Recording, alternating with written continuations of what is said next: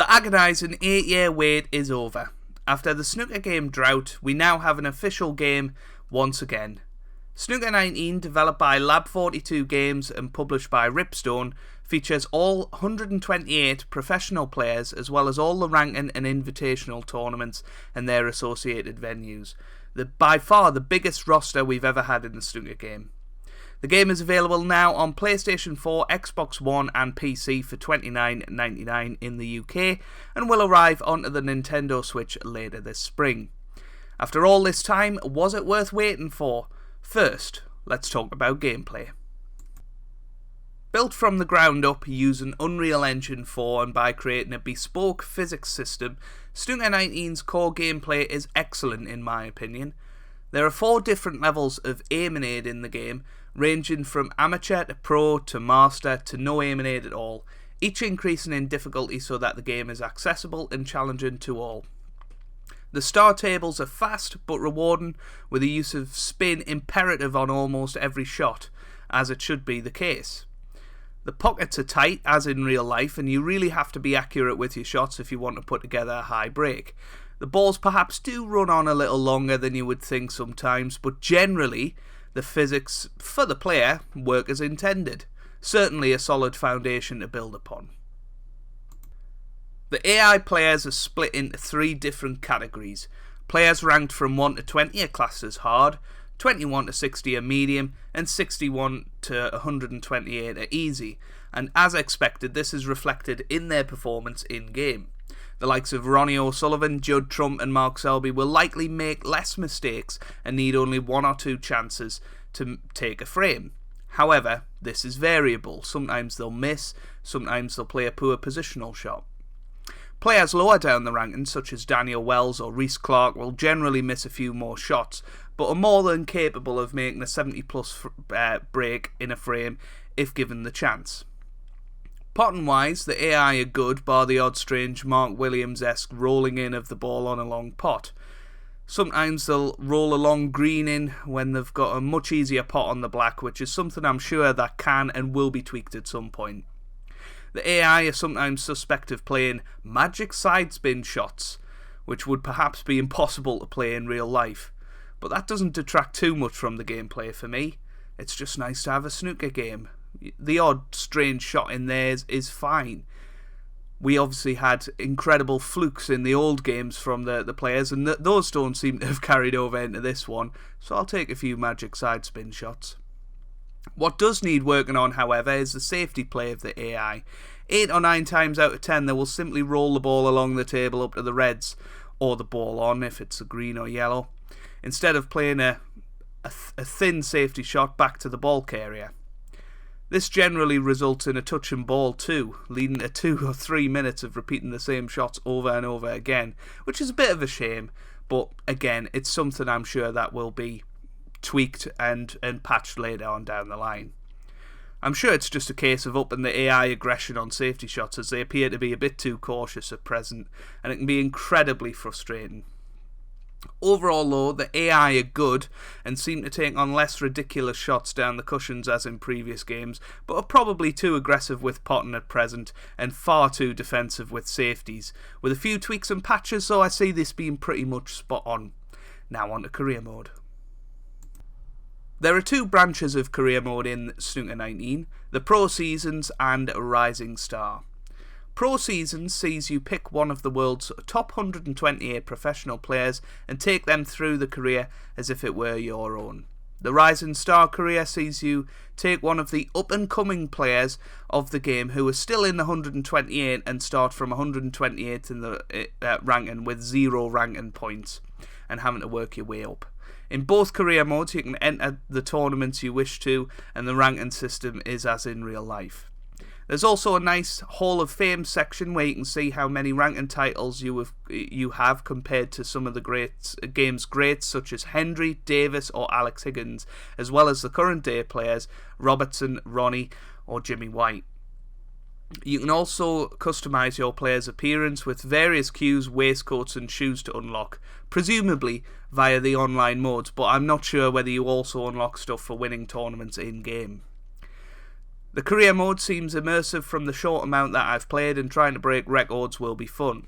The glaring missed opportunity is the lack of a creator-player mode, where we could play as ourselves, or make somebody up, or play as somebody that has been in the game yesteryear. You might want to create Steve Davis and try and recreate his records in the game, but that opportunity is taken away from you. This, in my opinion, would greatly increase the lifespan of the game. The developers are said to have heard the community on this issue and are discussing how they will implement this feature in the game in a future patch or iteration of the game. Overall though, the career mode seems fun and challenging.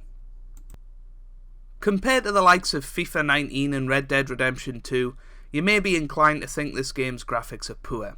However, considering that this is the first game in the franchise, I think the graphics are pretty good actually, particularly the tables, venues and menus. Each of the 128 players has been modelled in-game using an 80 camera rig setup, with some player visuals looking better than others. Don't get me wrong, you can generally tell who a player is meant to be, but you will not be fooled to think that's their real-life counterpart. Still though, they're probably the best snooker player models we've ever had in a game, and due to the vast number of players, I can forgive a few of them looking a bit weird. What is a bit strange is that a lot of the players seem to have unique waistcoats, let's say.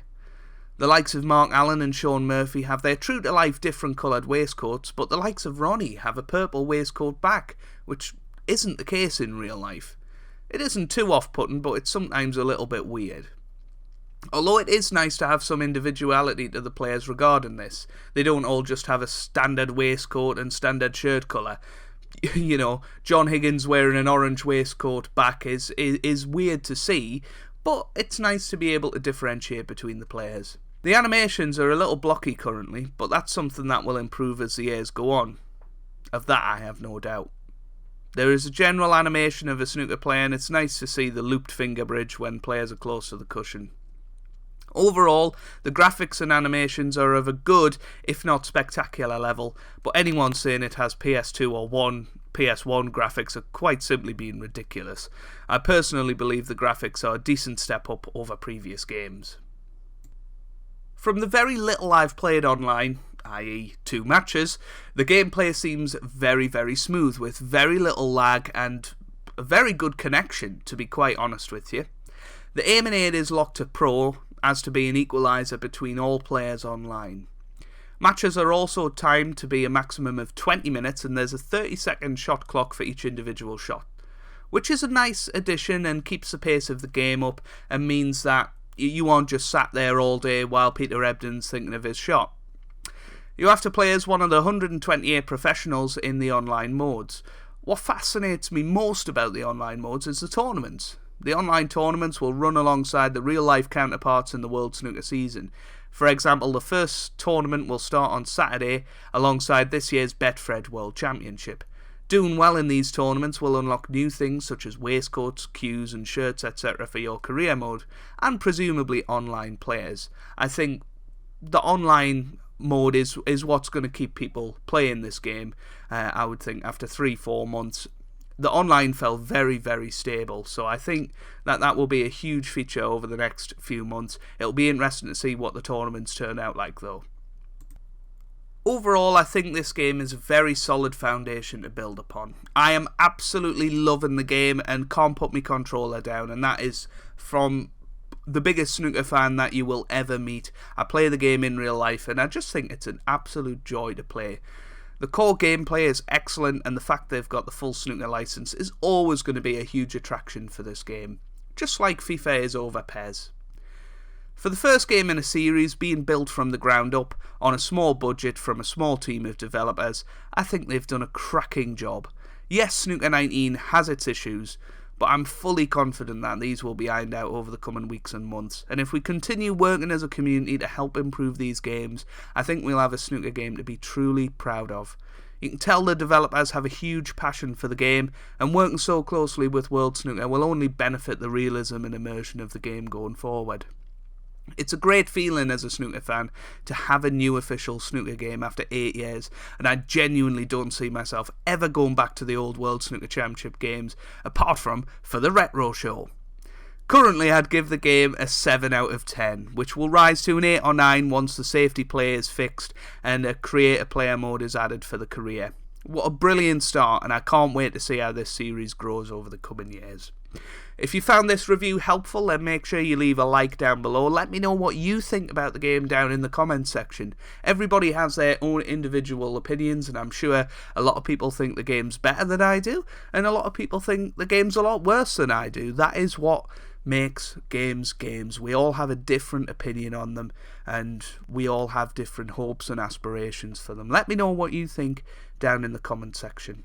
Subscribe for daily Snooker 19 content on the channel, and once again thank you to Ripstone and Lab42 for giving me the game a couple of days early just to have a look and get this review out for you guys today.